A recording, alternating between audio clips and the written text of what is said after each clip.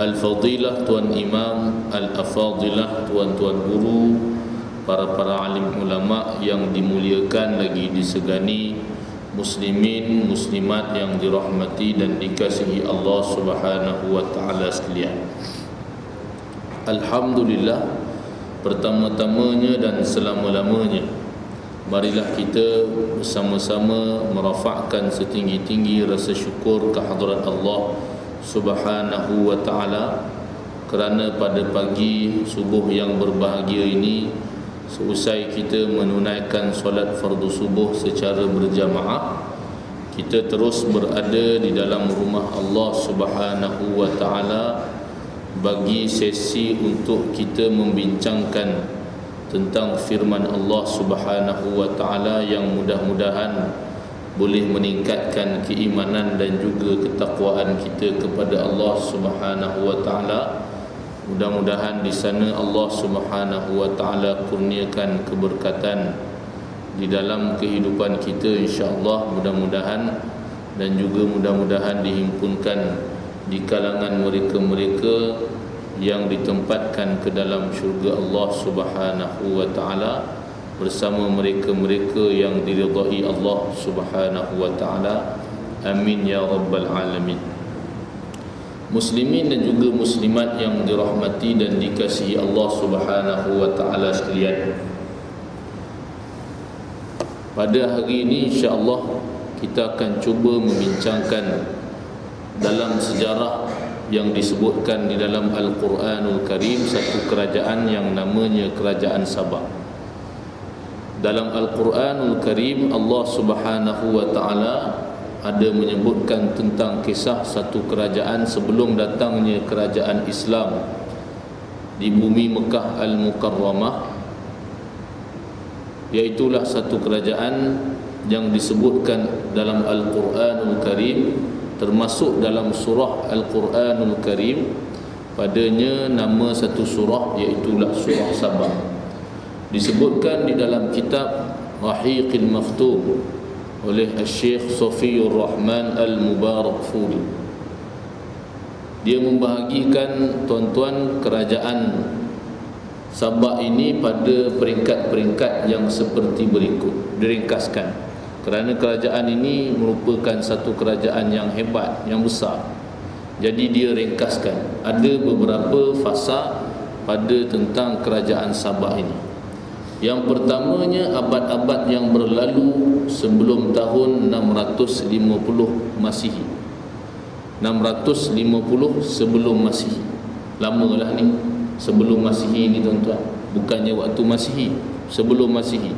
650 sebelum Masihi. Pada masa ini raja-raja mereka diberi dengan gelaran Ma'rib Sabah.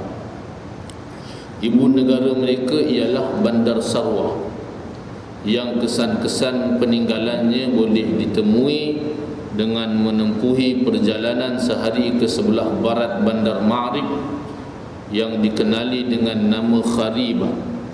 Pada zaman mereka lah bermulanya pembinaan tembok yang dikenali dengan tembok Ma'rib, yang ianya mempunyai kepentingan yang besar di dalam sejarah negara Yaman ataupun sejarah bumi Yaman itu sendiri.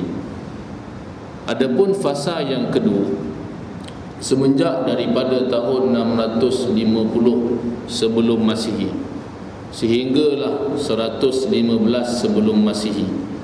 Pada zaman ini mereka telah meninggalkan gelaran Ma'rib dan raja-raja mereka kali ini dikenali dengan nama Muluk ataupun raja-raja Sabah. Bahasa Arab muluk itu raja-raja. Kalau kita sebut Malik, seorang raja, Maliki Yaumiddin, maksudnya raja pada hari kiamat itu Allah Subhanahu wa ta'ala. Jadi jamak dia disebut sebagai muluk, raja-raja. Pada zaman ini raja-raja Sabah dikenali sebagai muluk dan mereka menjadikan Ma'rib sebagai ibu negeri menggantikan Sarwah. Adapun fasa yang ketiga, sejak daripada tahun 115 sebelum Masihi hingga ke tahun 300 Masihi, Pada zaman ini kabilah Himyar, mereka telah berjaya menewaskan kerajaan Sabah dan menjadikan Bandar Raidan sebagai ibu negeri menggantikan Ma'arib. Fasa yang keseterusnya iaitulah sejak tahun 300 Masihi hingga Islam masuk ke negara Yaman. Pada zaman ini kerajaan Yaman menghadapi kekacauan dan berbagai peristiwa yang silih berganti. Rampasan kuasa silih berganti.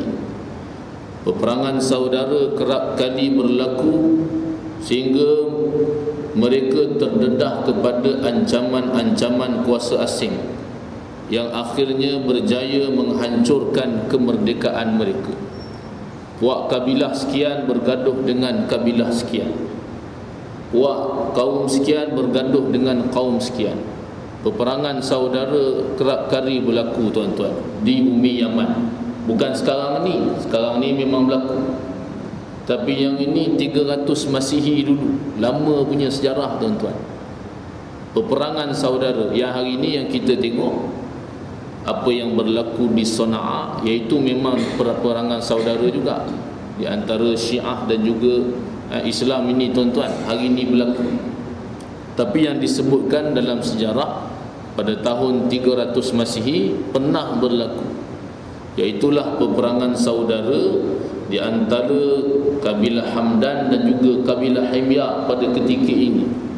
Peperangan yang sangat dahsyat berlaku di negara Yaman. Dan pada saat ketika inilah terdedahnya mereka ini tuan-tuan kepada kuasa-kuasa asing yang memang mereka ni menantikan untuk memasuki dan juga menguasai Yaman. Jadi mengambil kesempatan pada kabilah Himyar dan juga kabilah Hamdan yang pada ketika itu bergaduh. Dan orang Arab ni kalau bergaduh tuan-tuan, kalau disebutkan dalam sejarah tamadun ataupun dalam sejarah jahiliyah, mereka bergaduh ni tuan-tuan, kalau bunuh seorang, yang ini akan balas balik. Dia takkan duduk diam saja. Sehingga ada yang menyatakan dalam keadaan mereka ni tuan-tuan membalas balik itu kerana apa? Kerana mayat yang mati dibunuh kerana dizalimi, mayat tersebut dia akan menjadi burung hantu yang akan mencari, yang akan terbang ke mana-mana, sehinggalah nyawanya itu ada dibalas balik pada kezalimannya. Itu dia pegang macam tu tuan-tuan, jahiliyah. Jadi pergaduhan yang silih berganti ini sehingga menyebabkan terdedahnya kepada yang namanya muslimin para jemaah sekalian kepada kuasa-kuasa asing yang akhirnya berjaya memasuki dan juga menghancurkan kemerdekaan negara Yaman ini tuan-tuan. Akhirnya pada zaman inilah, pada saat tahun 300 Masihi inilah, tentera Rom mereka berjaya masuk ke Aden, dan juga dengan barisan-barisan bantuan tentera-tentera Rom ini, orang-orang Habsyah pada kali ini berjaya menjajah Yaman buat kali yang pertamanya. Sekutu mereka tuan-tuan, puak-puak daripada negara Habsyah. Tapi selepas daripada itu, Yaman berjaya mendapatkan kemerdekaannya. Tapi malangnya pada kali ini tembok Ma'arib yang kukuh mula retak, sehinggalah akhirnya terjadi banjir besar yang disebutkan di dalam Al-Quranul Karim sebagai Sail Al-Arib. Pada ayat yang kita bacakan tadi di dalam surah Sabah, ayat yang ke-15, yang mana Allah Subhanahu wa ta'ala sebutkan tentang Sail Al-Arib ini tuan-tuan, banjir besar yang berlaku kepada negara Yaman. Firman Allah Subhanahu wa ta'ala, laqad kana li sab'in fi maskanihim ayah jannatani 'an yaminin wa shimal kulu min rizqi rabbikum washkuru lahu baldatun tayyibatun wa rabbun ghafur. Fa'aradu fa'arsalna 'alaihim sailal 'arim wa baddalnahum bi jannatayhim jannataini dhawatai ukulin khamtin wa athlin wa shay'in min sidrin qalil dzalika jazainahum bima kafaru wa hal nujazi illa al-kafur. Demi sesungguhnya adalah bagi penduduk negeri Yaman satu tanda yang membuktikan kemurahan Allah Subhanahu wa taala yang terdapat di tempat tinggal mereka, yaitu dua kumpulan kebun yang luas lagi subur, yang terletak di sebelah kanan dan di sebelah kiri kampung mereka. Lalu dikatakan kepada mereka, kulu min rizqi rabbikum, makanlah daripada rezeki pemberian Tuhan kamu, washkurulah, dan bersyukurlah kamu kepada Dia Allah Subhanahu wa taala. Nikmat Allah Subhanahu wa taala yang banyak dikurniakan kepada negara ataupun negeri Sabah ini tuan-tuan, iaitulah Allah Subhanahu wa taala menyebutkan kebun-kebun yang luas, tanaman-tanaman yang subur yang dikurniakan Allah Subhanahu wa taala kepada mereka. Tuhan sebut kulu min rizqi rabbikum, makanlah kamu daripada rezeki Tuhan kamu, washkurulah, dan bersyukurlah kepadanya Allah Subhanahu wa taala. Syukur kepada Allah Subhanahu wa taala ini, muslimin dan juga muslimat yang dirahmati dan dikasihi Allah Subhanahu wa taala sekalian, ianya ada beberapa tingkatan. Yang pertamanya, bila mana dianugerahkan Allah Subhanahu wa taala satu nikmat daripada Allah, banyakkanlah puja dan puji Allah Subhanahu wa taala dengan mengucapkan alhamdulillah, alhamdulillah, alhamdulillah dengan sebanyak-banyaknya.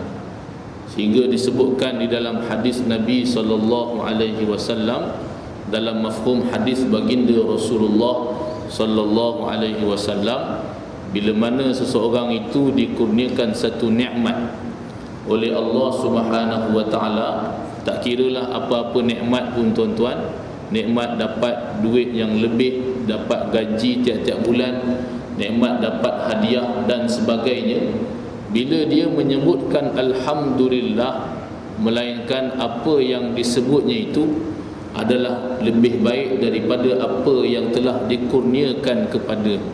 Bahawasanya bila mana seseorang itu dia mengucapkan sebanyak-banyaknya puji-pujian kepada Allah, sebenarnya adalah sebagai tanda dia mensyukuri nikmat Allah Subhanahu wa taala. Jadi muslimin dan juga muslimat sekalian, dengan nikmat keamanan dan juga nikmat panjang umur usia yang Allah Subhanahu wa taala anugerahkan kepada kita hari ini, jangan sekali-kali mengalpakan kita daripada mensyukuri nikmat Allah Subhanahu wa taala. Yang pertamanya, perbanyakkan dengan mengucapkan alhamdulillah seharian hidup kita. Dan kalau boleh tuan-tuan pastikan juga, iaitulah tiap-tiap kali selepas solat jangan miss, iaitulah mengucapkan subhanallah 33, alhamdulillah 33, Allahu akbar 33, dilengkapkan dengan la ilaha illallah wahdahu la syarikalah lahul mulk wa lahul hamd yuhyi wa yumit wa huwa ala kulli syai'in qadir. Yang ini kelebihannya sangat besar di sisi Allah Subhanahu wa taala. Juga tanda kita berusaha mensyukuri segala nikmat anugerah Allah Subhanahu wa taala. Yang ini tuan-tuan kerap-kerapkan kali amalkan di dalam kehidupan kita.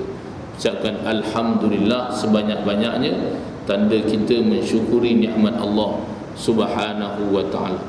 Adapun yang kedua tuan-tuan muslimin dan juga muslimat yang dirahmati dan dikasihi Allah Subhanahu wa taala sekalian, dikirakan sebagai tingkatan yang paling tinggi, iaitulah tingkatan syukur yang pada kemuncaknya, iaitulah bila mana seseorang itu dia menggunakan segala nikmat yang dianugerahkan Allah Subhanahu wa taala ke atasnya, iaitulah pada jalan mentaati perintah Allah Subhanahu wa taala.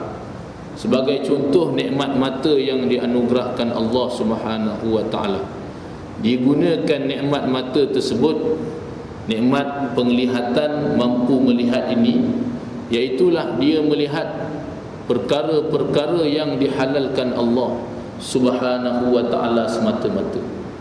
Dia tengok apatah lagi tuan-tuan, dia tengok perkara-perkara yang boleh mendatangkan pahala di sisi Allah Subhanahu wa ta'ala, iaitu orang yang bersyukur kepada Allah.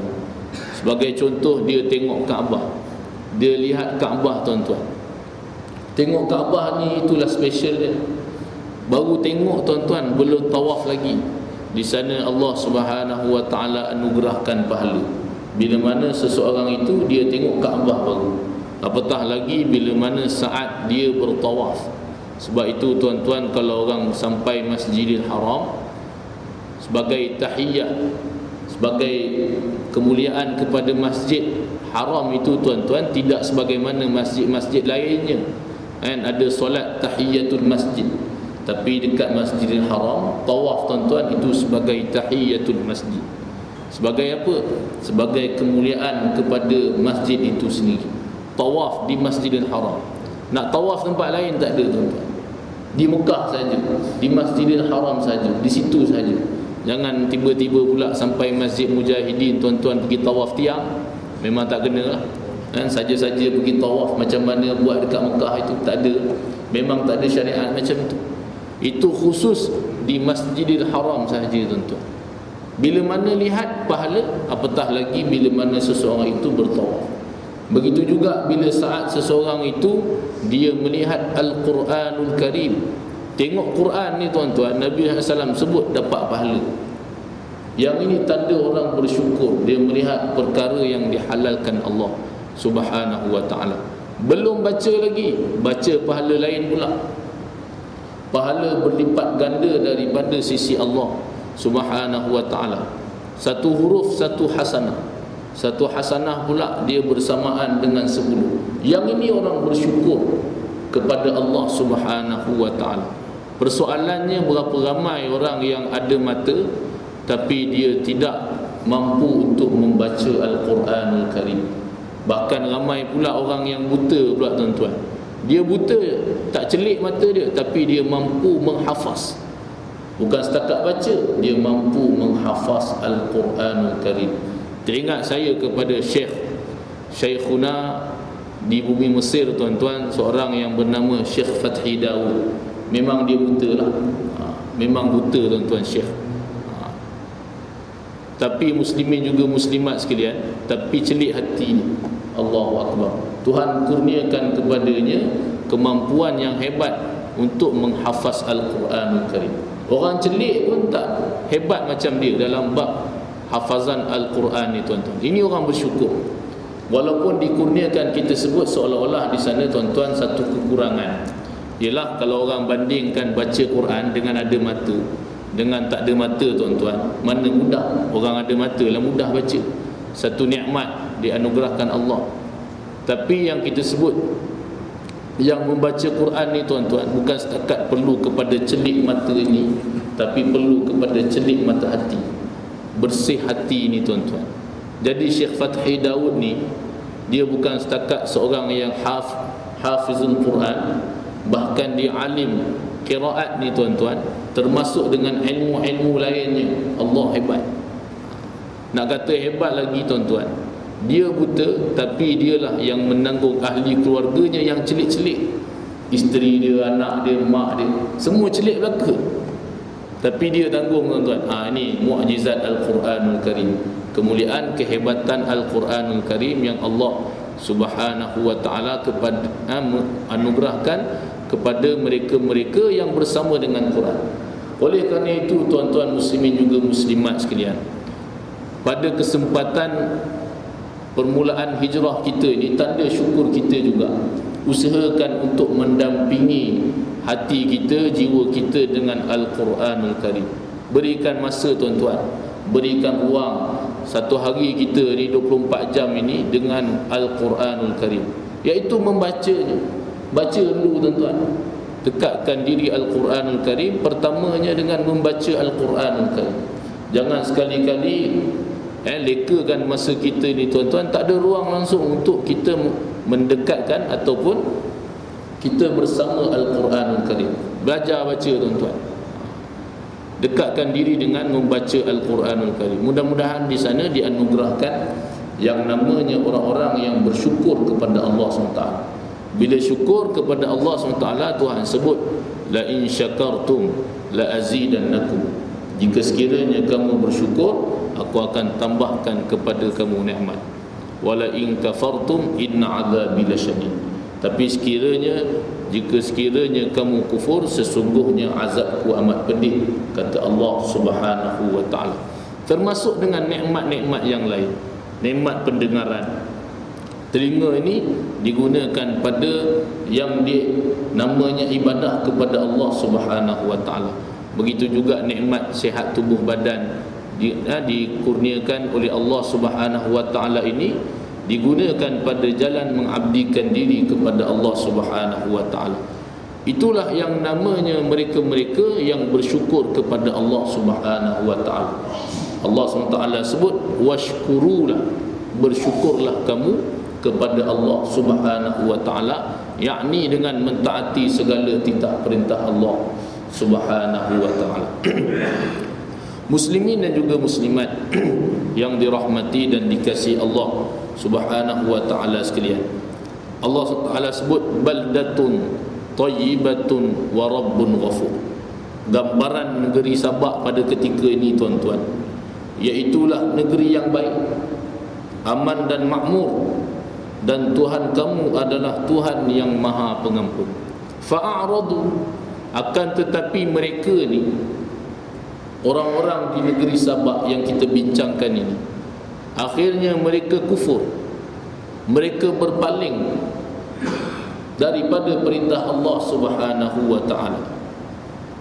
Fa arsalna alaihim sailal arim, lalu kami hantarkan kepada mereka banjir yang membinasakan, yang kita sebutkan dalam perbincangan kita hari ini tuan-tuan, yang ianya berlaku pada tahun 450 Masihi ataupun 451 Masihi.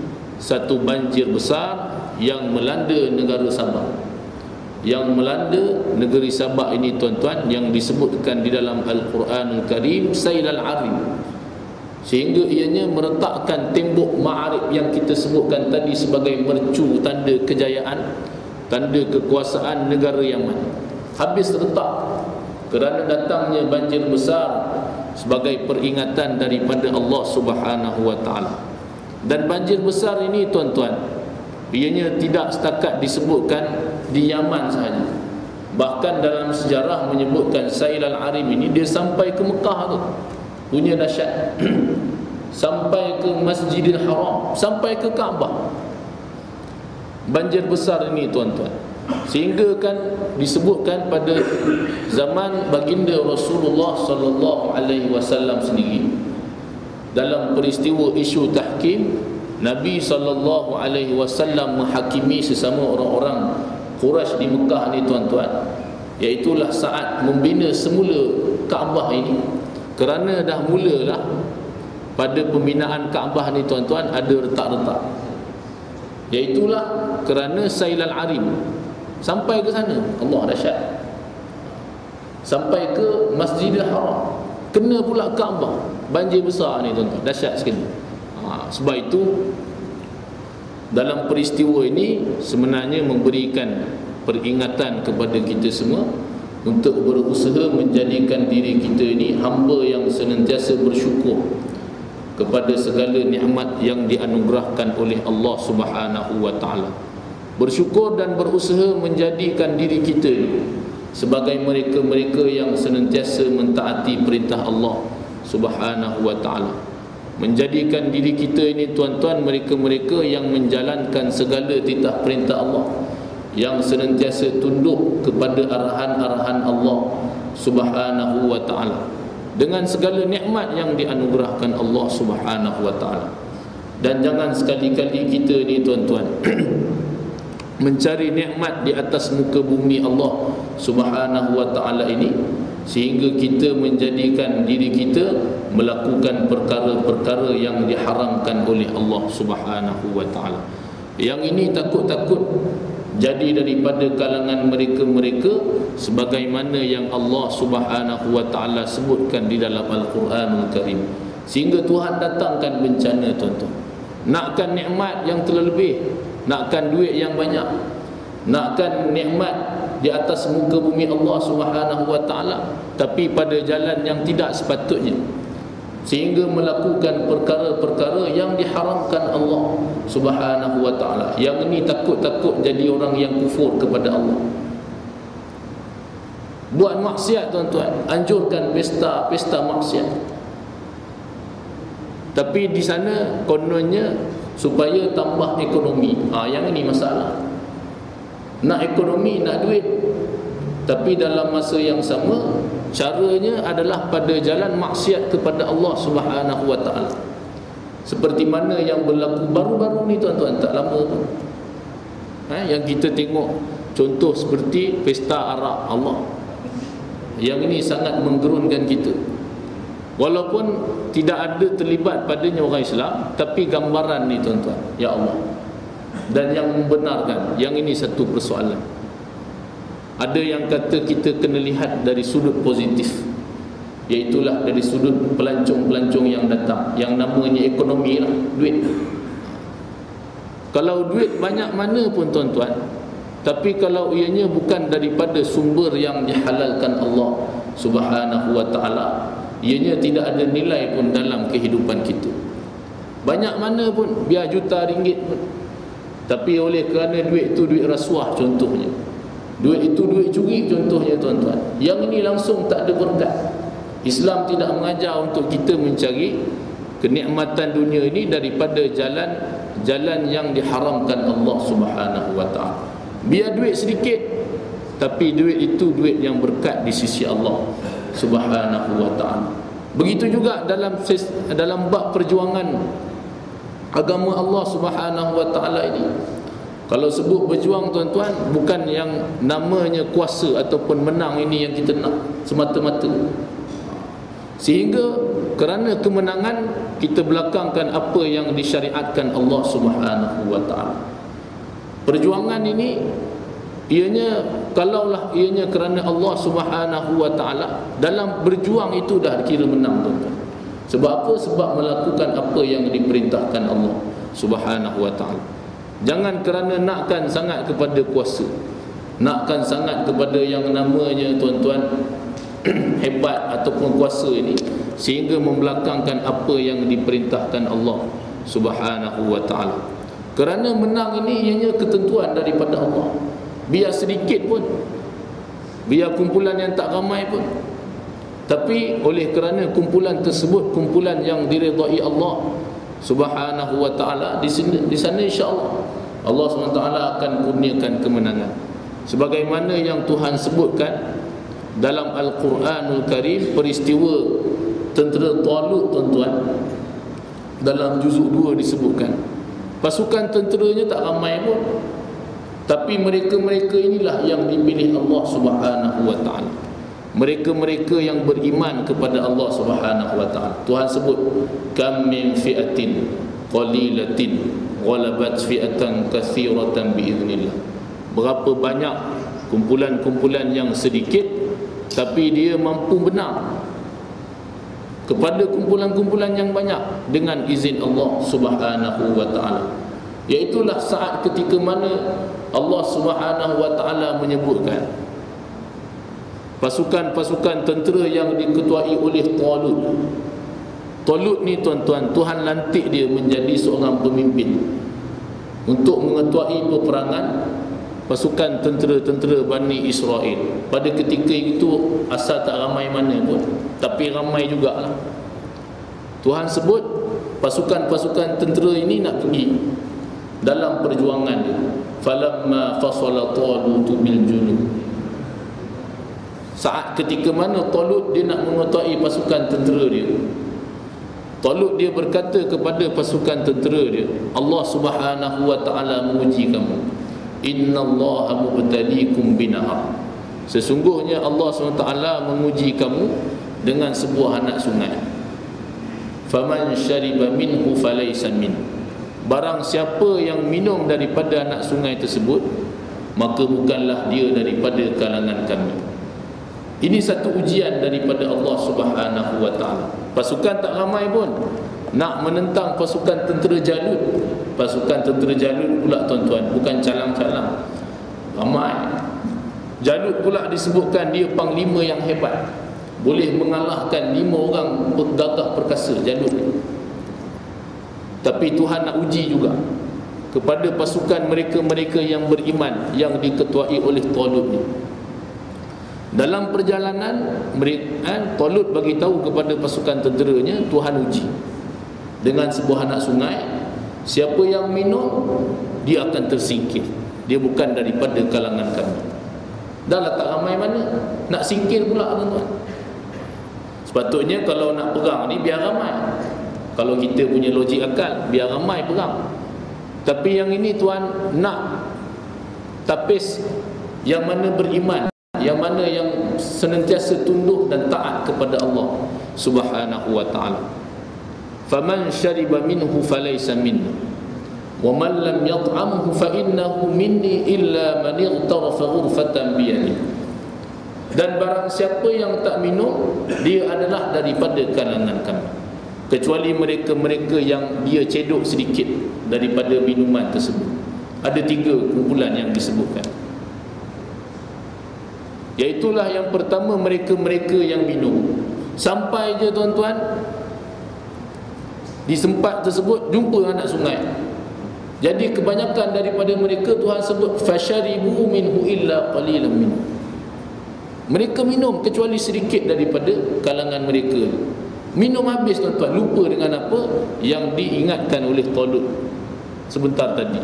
Sampai je anak sungai, maklumlah perjalanan tu, perjalanan padang pasir pula negara Arab ni tuan-tuan, panas terik dan sebagainya. Bila sampai anak sungai, lalu minum mereka ni, lupa dengan arahan perintah Talut tadi.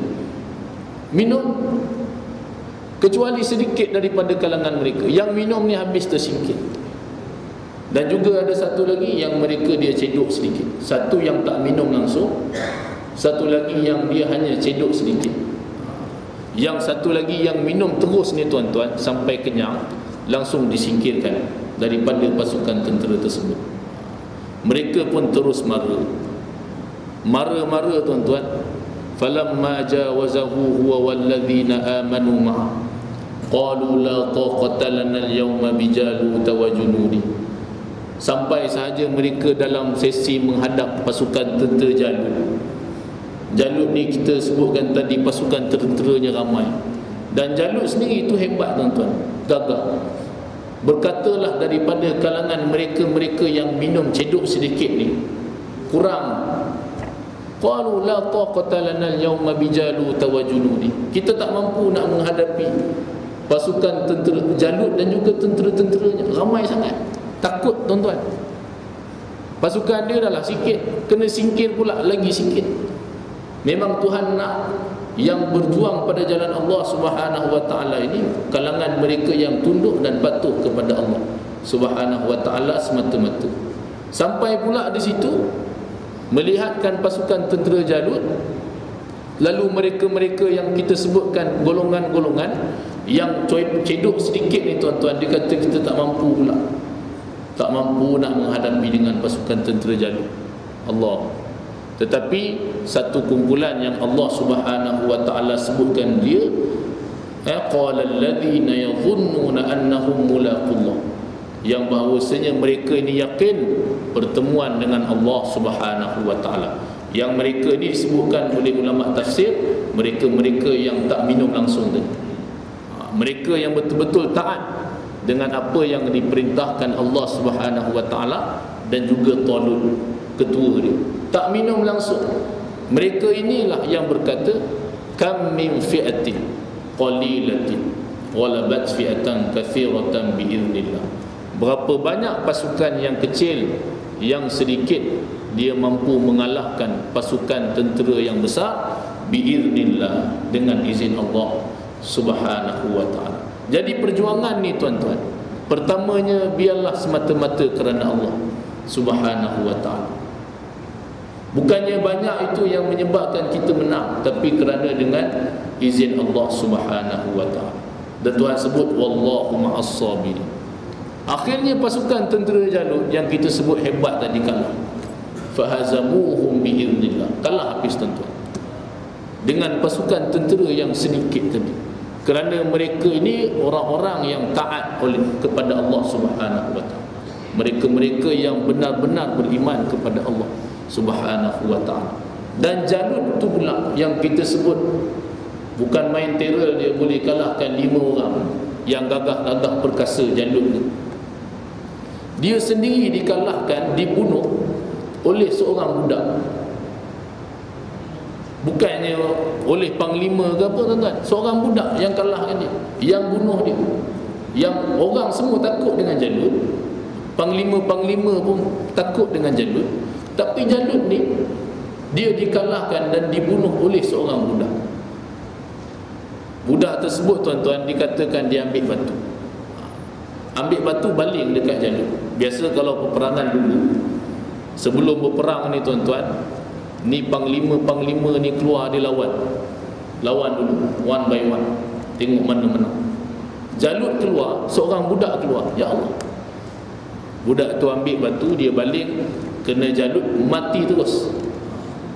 Budak tersebut adalah Nabi Allah Daud alaihi salam. Siapa tak kenal Nabi Allah Daud?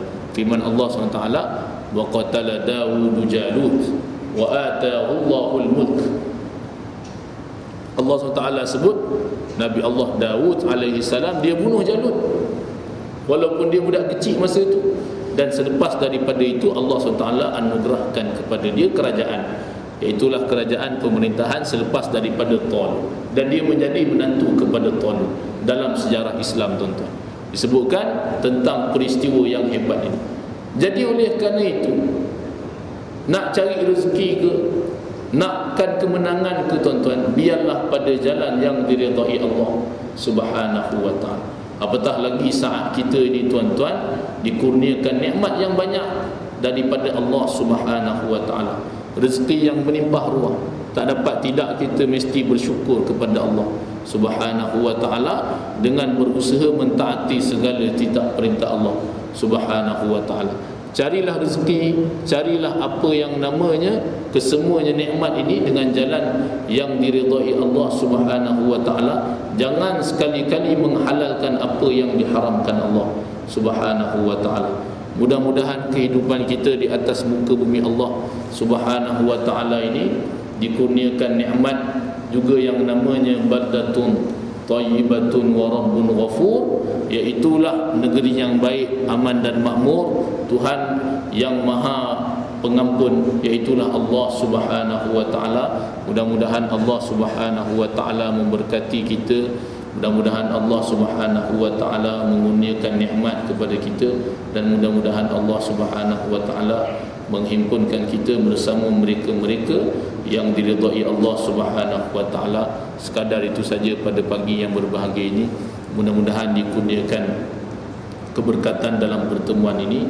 Yang baik adalah daripada Allah Subhanahu wa taala. Segala kelemahan, segala kekurangan adalah daripada diri saya sendiri, kurang lebih mohon maaf. Aqulu qawli hadza wa astaghfirullahal azim wa li wa lakum.